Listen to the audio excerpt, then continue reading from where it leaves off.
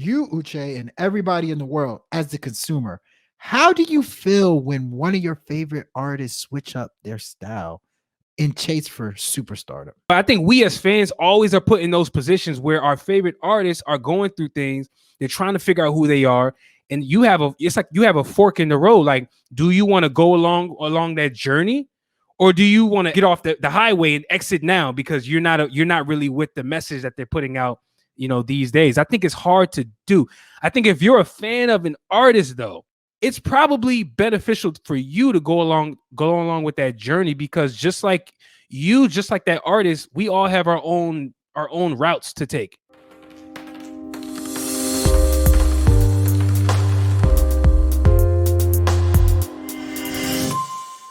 I was thinking a couple days ago, how important was Versace to not only Migos and Drake, but also Drake?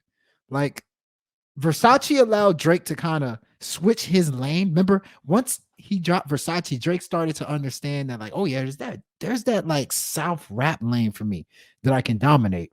Yeah. And then for Migos, it allowed them to kind of also, I think, experiment with different sounds, different artists, mesh their sound with other people. So it then had me thinking about the evolution of artists. Um, Another thing that made me think about the evolution of artists is I listened to Polo G's album that also came out the same time as Migos Culture 3, Rap Star. And it was evident to me that Polo G is chasing superstardom. And in his chase to superstardom, I can see him slowly morphing into an all around hip hop artist that relies on melodies, that doesn't mind spitting bars over any type of beat. We're talking pop beats, whatever, and probably putting away with his gangster content. So, you as the consumer, you, Uche, and everybody in the world as the consumer, how do you feel when one of your favorite artists switch up their style in chase for superstardom? Yeah.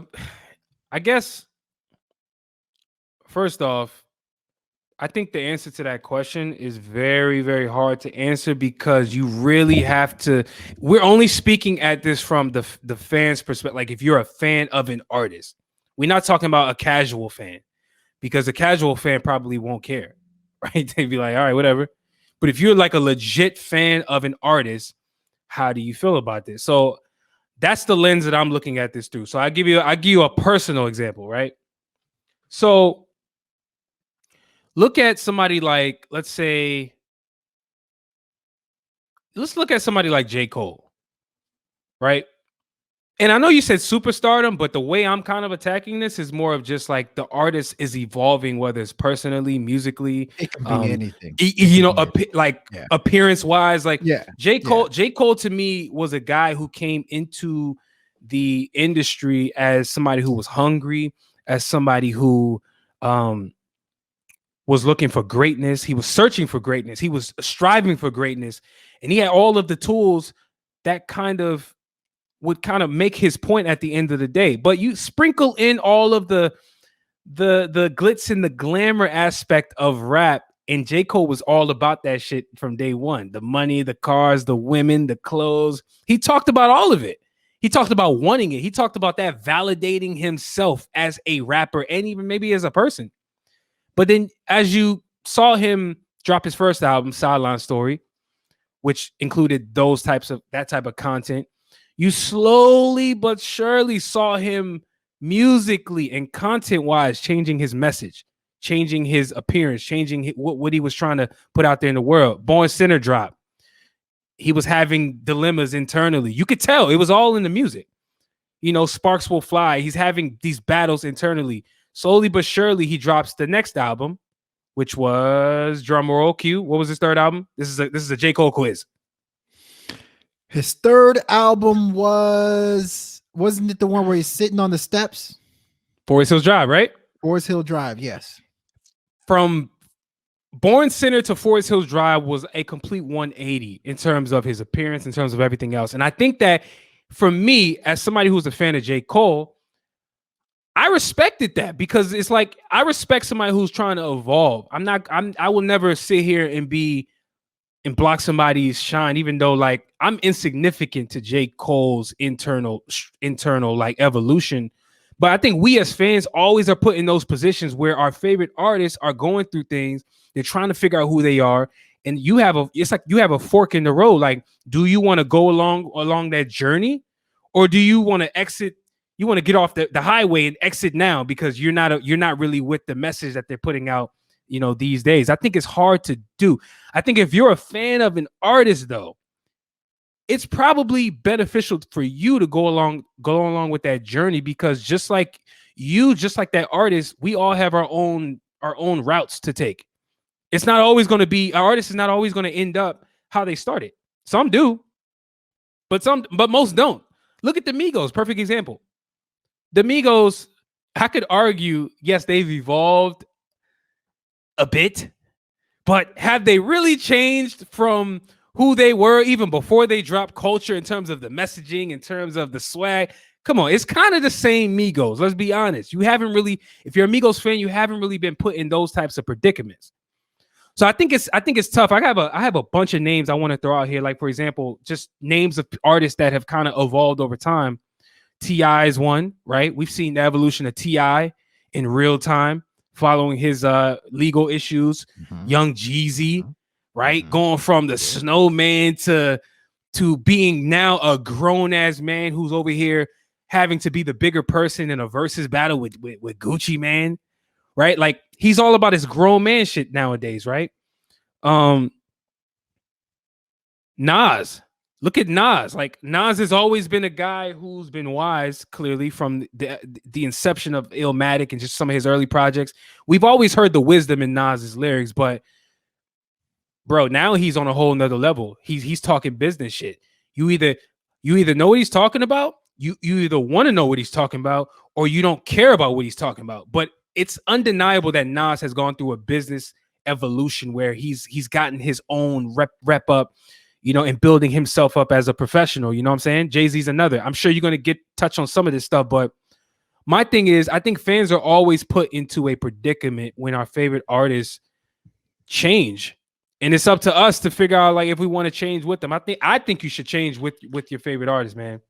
We're all growing, and I think you should grow with them. Honestly, that was a great soliloquy you gave, man, because it's true. I mean, what I loved about what you said is that some of these people that are changing is not noticeable unless you are a big fan of these people. Like J. Cole, you have to actually be paying attention to his content to realize that he has changed, because he's generally rapping similarly. He's generally still doing some of those melodic things that he usually does, but his content has changed. And then you talk about Jay-Z, obviously that's the biggest one, where he went from hustler to a guy that's giving tips on money. I want to give you my personal one, and you're going to laugh at this one and you're going to relate to this one. Tyga. Remember when Tyga first came out? A lot of people don't remember that. Tyga was actually signed to Lil Wayne and Pete Wentz. Yes, Pete Wentz. He was signed to both of them, and Tyga made PG music. I'm talking PG, no curse words. He's over here talking about like falling in love in cloudy skies, and he was somebody that was like, I swear to you on everything, I saw a Tyga album in Rainbow, not Rainbow. What's that place? Pretty much a women's like store, like American Apparel. No, not that. Like a women's store, like a Lululemon. Not Lululemon, like a like Victoria's Secret type thing. Like it was one of those women's store. Okay. And it was literally in the display shelves. It was the only album on there. I put it on everything. I saw it there. It was that friendly. It was that nice. It was that gentle of an album. Now Tyga has morphed into a strip club. He has a new song called Splash. Contrary to popular belief, it doesn't go splash, splash. what I want to do. Splash, splash. It's actually different chorus. But he has a new song called Splash. His last couple of songs were strip club songs. If you grew up on the original Tyga, this is completely different what he is now. And to me, while in one sense, I value somebody that's able to stay the same, because for every artist that we said changed, there's several that stayed the same. Like Juicy J, I think stayed the same throughout these years. I think Outkast, for the most part, when they were still in music, they stayed the same. Um, I think the evolution of an artist is important because music is so broad, and on your journey to success, there's so many different elements of music that you learn. You know how to make your melodies sound crisper. You know how to incorporate different instruments into your songs. You know how to work with people that bring out the best in your voice, your singing style, etc., etc. Music is and always has been uh, a art form that requires communication, and it requires retooling every single time. So I think if you are a fan of artists, you got to appreciate that evolution, because that means they appreciate the art form that is music. And that is the most important thing. Music needs to be catered to. And the more and more we try to improve how we make our music, I think the more and more the music gets better. In terms of Polo G, real quick, I for true fans of Polo G that wanted to see songs like, what is it, 21, you wanted to see songs like the joint that he has with DJ Mustard. I got something to tell you. He's not going to be making those songs in the next 2 years. I see Polo G turning into a more diverse artist that hops on more pop songs. He sings more melodies. I can see him.